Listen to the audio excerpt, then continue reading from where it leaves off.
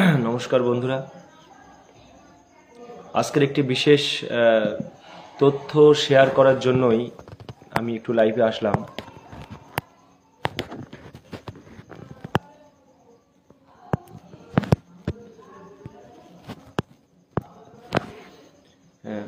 আশা করি আপনারা শুনতে পাচ্ছেন। দেখুন, বেশ কয়েকদিন ধরেই একটা খবর মিডিয়ার মাধ্যমে বারবার সম্প্রচারিত হচ্ছে, সোশ্যাল মিডিয়ায় খবরটা বেশি ছড়াচ্ছে এবং কোনো একজন বিখ্যাত ব্যক্তি, যিনি একটু জনপ্রিয়, আমাদের ওয়াই চ্যানেলে এসেছেন এবং আমাদের সঙ্গে ভালো ব্যবহারও করেছেন। আমরাও তার সাথে কোনো মিসবিহেভ করিনি, কিন্তু তারও একটা ভিডিও আমি বিগত 3 দিন ধরে দেখছি।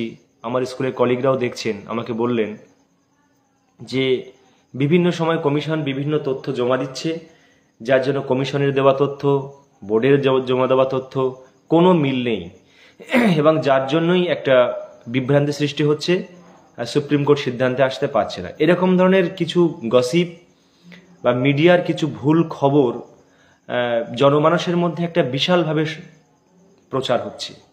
তো আমার মনে হয় যে সঠিক তথ্যগুলো আমাদের পরিবেশন করাটা খুব জরুরি এবং সেগুলো আমাদের তথ্যগুলো আমাদেরই শেয়ার করাটা আরও একান্ত প্রয়োজন। আমি আগের একটা ভিডিওয় আমি বলেছিলাম যে কমিশনের পূর্বের জমা দেওয়া তথ্য এবং লাস্ট সাবমিশন যেটা কমিশন জমা দিয়েছে তার মধ্যে কোনো তথ্যগত পার্থক্য ছিল না। তো আজকের আমি শুধু একটা ছোট্ট লাইভের মাধ্যমে একটা তথ্য আপনাদের দেওয়ার চেষ্টা করব যে স্কুল সার্ভিস কমিশন এবং বোর্ড, মধ্যশিক্ষা পর্ষদ, তারা যে সাবমিশনটা জমা দিয়েছে অর্থাৎ লিখিত সাবমিশন, তার মধ্যে তথ্যগত কোনো গড়মিল নেই।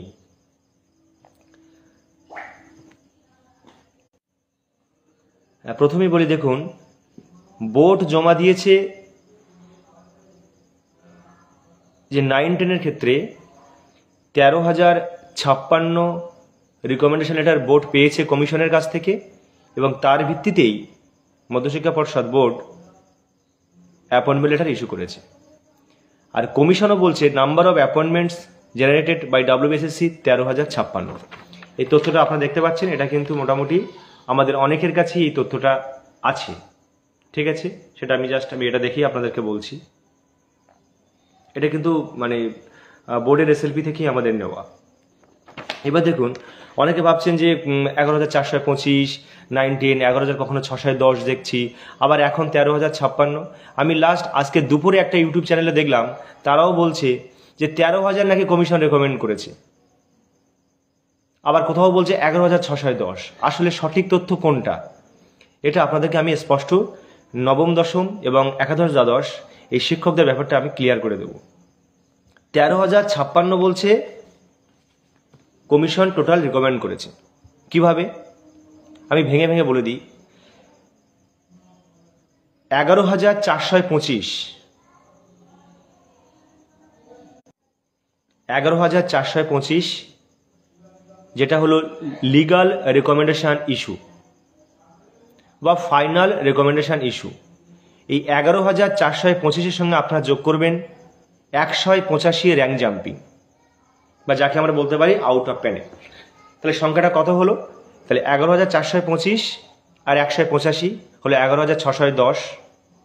এর সঙ্গে আপনারা যোগ করবেন 95 কোর্ট কেস, 95টি কোর্ট কেস আছে নবম দশমে, আর তার সঙ্গে যোগ করবেন 1351 নন জয়নিং। দেখুন তো ফিগারটা আসছে 13,056। তাহলে কত বললাম?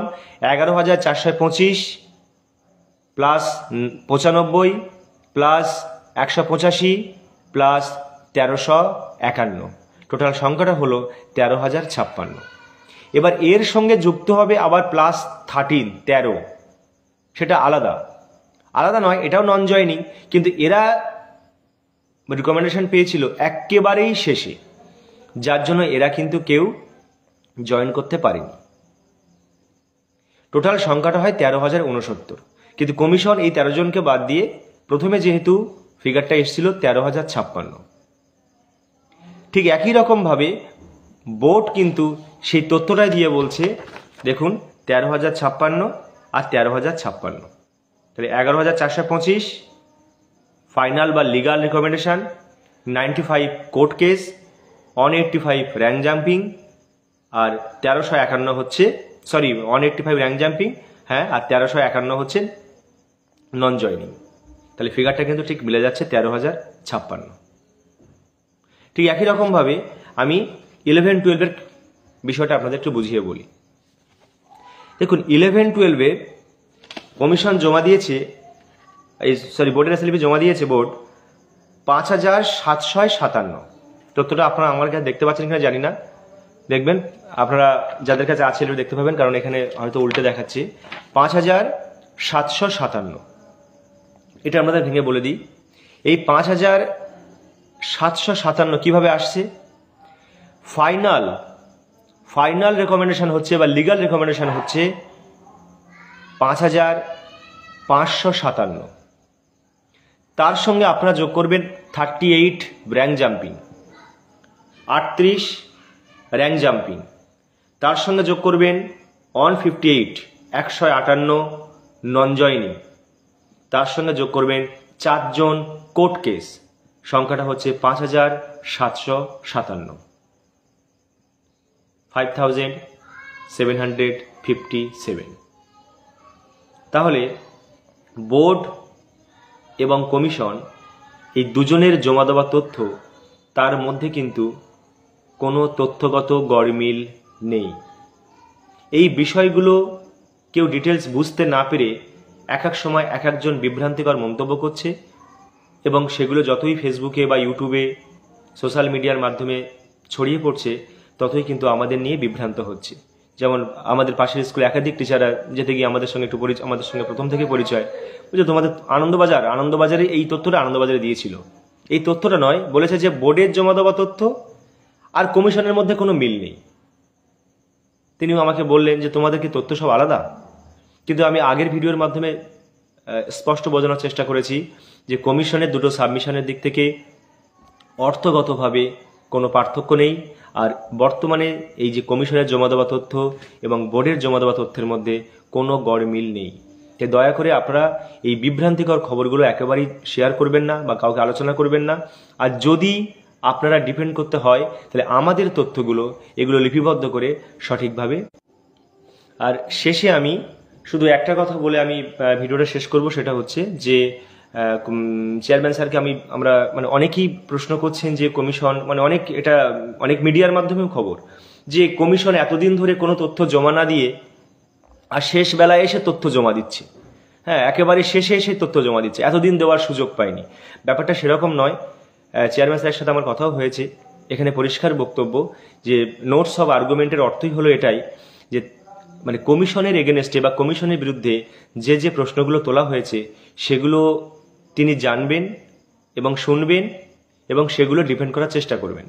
শেষ দিন যেহেতু 3 মিনিট 28 সেকেন্ড কমিশন সুযোগ পেয়েছিল, তাই তার বিরুদ্ধে ওঠা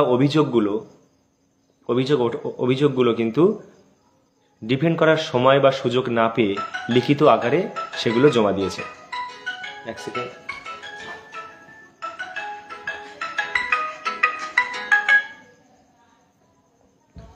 জমা দিয়েছেন, এবং তার মধ্যে শুধু দুটো পয়েন্ট আমি বলবো। আপনারা জানেন যে, যেমন ধরে একটা উদাহরণ দিই, যে আমাদের রেসপন্ডেন্ট বিরোধী পক্ষ তার একটা কেসের রেফারেন্স দিয়েছে, যে তানভীর সারোয়াল কেস। তো বলুন তো, হ্যাঁ, নেটওয়ার্কের প্রচন্ড সমস্যা। শুধু একটা উদাহরণ বলে দিই, যে দেখুন তানভীর সারোয়াল কেস, এই যে তানভীর সারোয়াল কেসের যে রেফারেন্স দিয়েছেন আমাদের বিরোধী পক্ষ, সেটা তো কমিশনকে তার আত্মপক্ষ সমর্থনের সুযোগ দিতে হবে। তিনি সময়টা পাবেন কখন? আগে কি করে এই সাবমিশনটা দেবেন? এটা একটা সিম্পল লজিক। তো দেখুন তানভীর সারোয়াল কেসে যেমন উদাহরণ দিয়েছেন, তার এগেনস্টে কমিশন বলছে যে প্রথম পয়েন্টে রেখেছে যে মাইক্রোসিম লাগানো হয়েছিল, আমাদের ক্ষেত্রে তা হয়নি। দ্বিতীয়ত, পরীক্ষার আগে প্রশ্ন ফাঁস হয়েছিল হোয়াটসঅ্যাপের মাধ্যমে, আমাদের ক্ষেত্রে ওটা 2016 SLST-তে সেগুলো ঘটেনি। থার্ড বলছে দেশব্যাপী নেটওয়ার্কের সঙ্গে একটা গ্যাং যুক্ত ছিল তানভীর সারোয়াল কেসে, আমাদের ক্ষেত্রে সেরকম ধরনের কোনো কিছুই ঘটেনি। তাই এগুলো তো কমিশনকে ডিফেন্ড করতে হবে। এবং আরও একটা বক্তব্য, এক্সপেরিয়া প্যানেল নিয়ে বিকাশবাবু বা ফিরদাস শামীমরা তারা কিন্তু কলকাতা হাইকোর্টে কোনো প্রশ্ন করেনি। যেহেতু সুপ্রিম কোর্টে লাস্ট মুহূর্তে প্রশ্ন করেছে, তাই সেগুলোকে যথোপযুক্ত তথ্য এবং প্রমাণ দিয়ে কমিশনকে শেষে জমা করতেই হতো। তাই বিভ্রান্তকর খবর আগে দেয়নি, কেন দেয়নি, পরে কেন দিল, এই লজিকগুলো আগে যদি আমরা নিজেরা না ক্লিয়ার করতে পারি, তাহলে কিন্তু সাধারণ জনগণকে বোঝানোর দায় অবশ্যই আমাদের নয়। কিন্তু যেহেতু আমাদের চাকরির সঙ্গে আমাদের একটা সম্মান জড়িত এবং নানা রকম প্রশ্নের সম্মুখীন আমাদের হতে হয়, এবং সেগুলো মনে হয় আমাদের ডিফেন্ড করাটা দরকার। আমি জাস্ট দুটো উদাহরণ দিলাম, কারণ এখন জেলা মিটিং চলছে, সেখানে আমাদের নেতৃত্বরা বারবার করে সমস্ত বিষয়গুলো বোঝানোর চেষ্টা করছে সুন্দরভাবে, তাই এটা নিয়ে আমি আর বিস্তারিত ব্যাখ্যা করছি না। শুধু দুটো পয়েন্ট আপনাকে দিলাম যে এই সমস্ত কারণের জন্যই কিন্তু কমিশন লাস্ট মুহূর্তে সাবমিশনটা দিয়েছেন, এবং যে সাবমিশন জমা পড়েছে সেটা নিয়ে আমাদের মধ্যে কোনো সংশয় নেই, সঠিক এবং ভালো সাবমিশন জমা পড়েছে বলে আমরা মনে করছি। আর গতকাল যে মুকুল রোহতগির যে সাবমিশনটা নিয়ে বা নোটস অফ আর্গুমেন্ট নিয়ে একটা প্রশ্ন উঠছে, সেটা মেহবুবদা ক্লিয়ার করে দিয়েছে ডিটেলস লিখে।